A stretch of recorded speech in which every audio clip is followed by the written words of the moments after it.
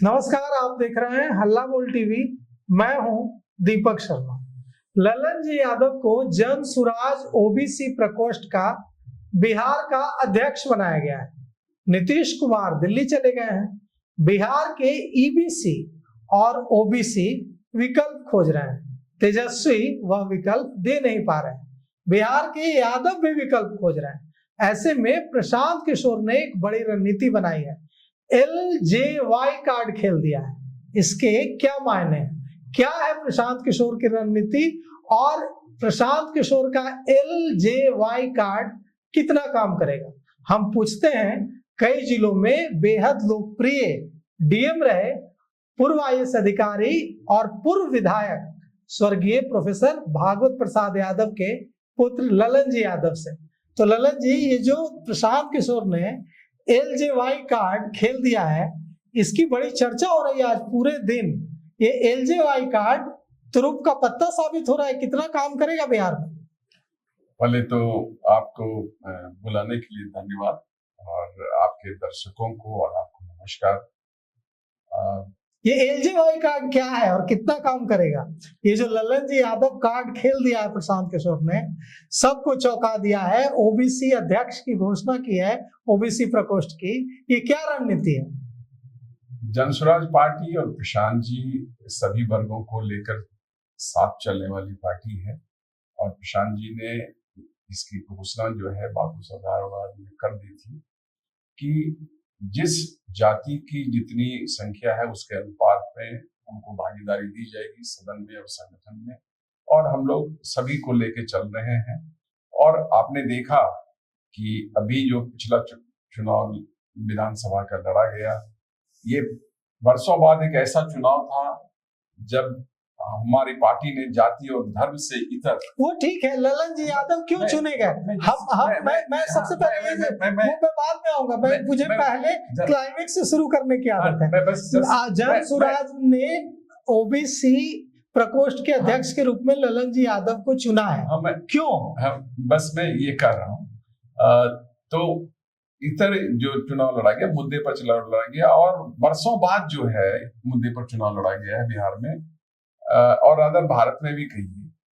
और इसमें जो है हमारी पार्टी की हार हुई आंकड़ों में, लेकिन हमारी विचारधारा की जीत हुई, क्योंकि यही मुद्दे अभी जो है बिहार में ज्वलंत मुद्दे हैं। अभी आपने देखा होगा कि जब हम लोगों ने क्वालिटी एजुकेशन की बात की, अभी जो माननीय मुख्यमंत्री बने हैं 2 दिन पहले, इन्होंने भी घोषणा की कि हर एक प्रखंड में एक मॉडल स्कूल बनाया जाएगा। तो हमारी विचारधारा के आधार पर ही जो है बिहार में काम हो रहा है, चाहे चुनाव हो या बाद में। पार्टी ये भी समझी कि जब सभी वर्गों का जो है मजबूती से साथ मिलेगा तो हमारी पार्टी जो है और मजबूत होगी और एक अपना जो गोल है बिहार बदलाव का वहां तक पहुंचेगी।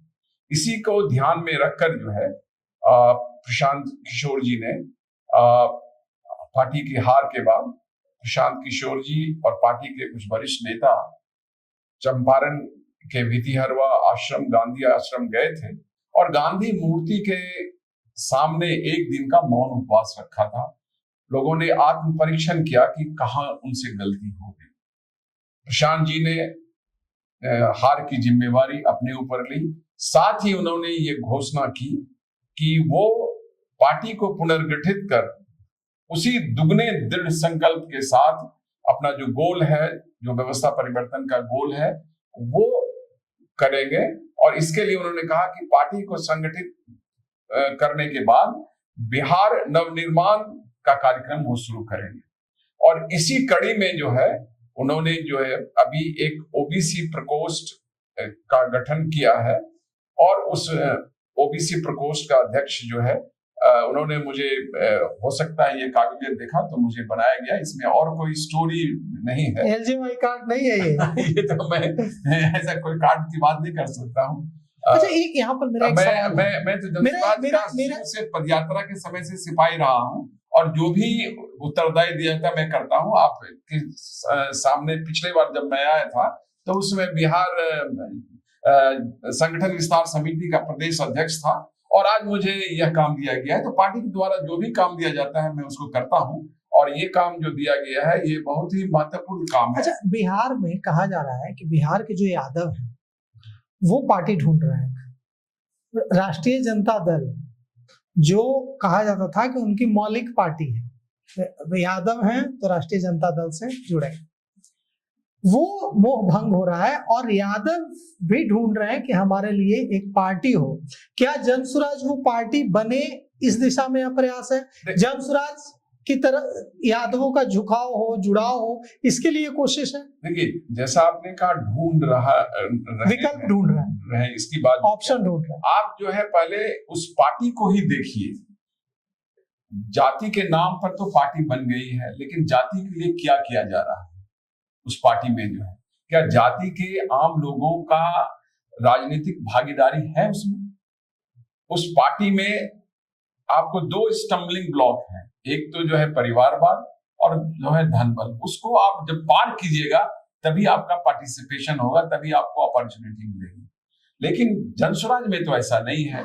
जनसुराज सभी वर्गों के लोगों को, उनके आम आदमी को राजनीतिक पार्टिसिपेशन के लिए, अपॉर्चुनिटी के लिए काम करती है, इवन गरीब लोगों को काम करती है।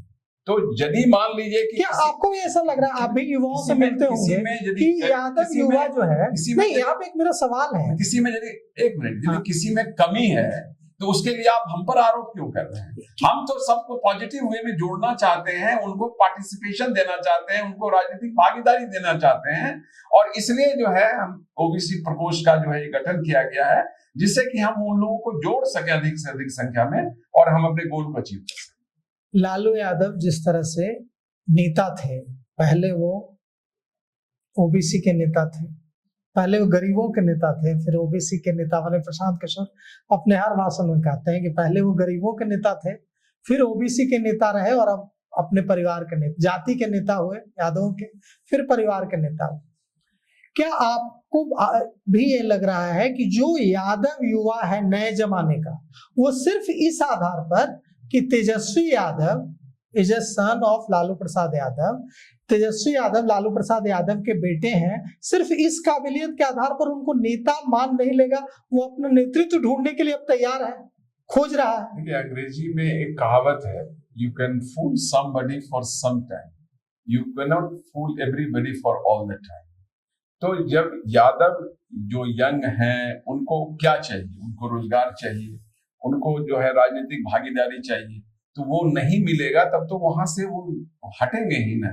तो कारण तो ये है, उनका परफॉर्मेंस खराब हुआ है, और परफॉर्मेंस खराब होने के चलते जो है ये जितने युवा हैं यादव जाति के या पिछड़ी जाति के जितने हैं, वो एक जगह ढूंढ रहे हैं, एक प्लेटफॉर्म ढूंढ रहे हैं, और जनसुराज उस प्लेटफॉर्म को प्रोवाइड कर रही है। कैसे आपको लगता है कि जनसुराज एक ऐसी पार्टी होगी जिसमें पूरे बिहार के यादव इसको अपनी पार्टी माने?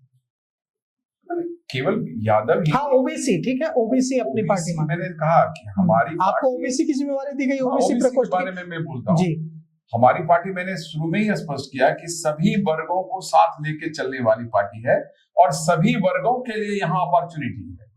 यदि सभी वर्गों के लिए है तो ओबीसी के लिए भी है। ओबीसी के प्रकोष्ठ के प्रदेश अध्यक्ष के नाते आप क्या करेंगे जिससे ओबीसी, चाहे वो यादव हो या गैर यादव ओबीसी जातियां, वो जुड़े जनसुराज के साथ पूरी मजबूती से अक्रॉस बिहार? मैं सबसे पहले उनको यह विश्वास दिलाने का प्रयास करूंगा कि जनसुराज वह प्लेटफॉर्म है जहां उनको उनके संख्या के अनुरूप संगठन और सदन में राजनीतिक भागीदारी दी जाएगी। और इसका उदाहरण है कि पिछले इलेक्शन में मैंने देने का प्रयास किया, ये सबसे बड़ा चीज है। आप कितने, अगर हम सिर्फ यादवों की बात करें तो कितने यादवों को टिकट मिला था पिछले चुनाव में जनसुराज की ओर से? मुझे